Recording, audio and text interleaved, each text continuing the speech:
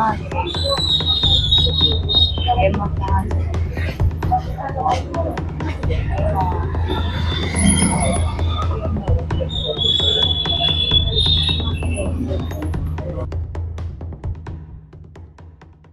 राजधानी दिल्ली के नबेसराय थाना क्षेत्र के देवली गांव इलाके से दिल दहला देने वाली घटना सामने आई है, जहां एक सनकी पति ने अपनी पत्नी की निर्मम हत्या कर दी। बताया जा रहा है कि हत्यारा पति गांव जाने के लिए पत्नी पर लगातार दबाव बना रहा था, लेकिन पत्नी ने जब इनकार किया तो आरोपी ने गुस्से में आकर देर रात हथौड़े से सिर पर वार कर उसकी जान ले ली। ये दर्दनाक घटना देवली गांव इलाके की देर रात करीब 1 बजे की है। मृतका की पहचान 50 वर्षीय किरण झा के तौर पर हुई है, जो अपने बेटे और बहू के साथ पिछले कई वर्षों से दिल्ली में रह रही थी। सर ये हुआ है कि मेरे पापा मम्मी में नहीं बनती थी। मेरे पापा मम्मी पे घरेलू हिंसा करते थे छोटे से ही, मैं छोटी थी तभी से ही।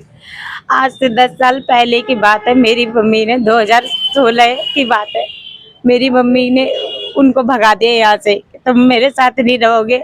हम लोगों ने भी उन्हें भगा दिया था यहाँ से। मारपीट करते थे। मेरी माँ की कमर की हड्डी वड्डी सब उसने तोड़ रखी है, पैर की भी। हमने उसे गाँव भगा दिया उसकी माँ के पास। वो 10 साल बाद बोला मुझे बहुत याद आती तुम लोगों की। मुझे अपने बच्चे के साथ, मेरे नाती पोती के साथ समय बिताना है। मेरे को गलत बात बोल के फोड़ता रहा, रोज कॉल करता रहा। वैसे कॉल नहीं करता था, 10 साल में कभी भी इधर से कॉल करने लग गया।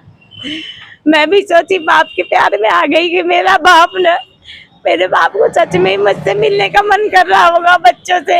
माँ पे गुस्सा हो गई, मम्मी तू क्यों नहीं रखती इसको। क्या नाम है आपकी मम्मी का, कितनी उम्र है? मेरी मम्मी का नाम किरण देवी है, 50 साल की थी। क्या चीज से हमला किया गया? मेरी मम्मी को इसने प्री प्लान करके आया था गांव से ही। मेरी भाभी से बोलता, मुझसे नहीं बोलता। मेरी भाभी से बोलता मैं काम करने के लिए आया हूँ, मैं अपना बना हुआ काम करने के लिए आया हूँ। मुझे ये नहीं पता था ये मेरी माँ का मारने के लिए आया है सर। 1 तारीख को आ गया था। उसके बाद कल इसने, जैसा मुझे पता चला कि इसने हथौड़ा खरीदा मेरी माँ को मारने के लिए। साउथ डिस्ट्रिक्ट के डीसीपी अंकित चौहान के मुताबिक आरोपी प्रमोद झा कई वर्षों से बिहार में अकेला रह रहा था, जबकि पत्नी उससे अलग बेटे के पास दिल्ली में रह रही थी। मृतका की बेटी ने बताया कि बीते 10 सालों से उनके माता पिता अलग रह रहे थे, क्योंकि उनके पिता अक्सर मां के साथ मारपीट करते थे। कुछ दिनों पहले अचानक उनके पिता का फोन आया और उन्होंने कहा उन्हें अपनी पत्नी और बच्चों की याद आ रही है, इसलिए वह दिल्ली आना चाहते हैं। पत्नी से बात होने के बाद हत्यारा पति 1 अगस्त को दिल्ली आ गया। पत्नी इस बात से अनजान थी कि पति उसकी हत्या का प्लान करके दिल्ली आया है, न कि उसकी चाहत में। मिली जानकारी के मुताबिक हत्यारा पति ज्यादातर साधु के भेष में रहता था। हत्यारे पति की पत्नी और उनके बेटा बेटी बहू को जरा भी ये अंदाजा नहीं था कि साधु जैसे वेशभूषा में रहने वाला इंसान इतनी बड़ी घटना को अंजाम दे देगा। 11 साढ़े 12 बजे करीब इसने मेरी माँ को पूरा याद मार के और थोड़े से उसके पूरे चितरी कर दिया, खून कर दिया रूम के अंदर। मेरी भाभी बगल वाले कमरे में सो रही थी, उनको तक आवाज नहीं आई। मेरी मम्मी की मूवमेंट नहीं हुई, वैसे के वैसे ही खत्म हो गई। मुझे मेरी भाभी को 2:30 बजे पानी आता है, 2:30-3 बजे मेरी भाभी उठी 3:20 पे पानी भरने के लिए। उन्होंने देखा तब में खून ही खून है, पैरों के निशान है खून के।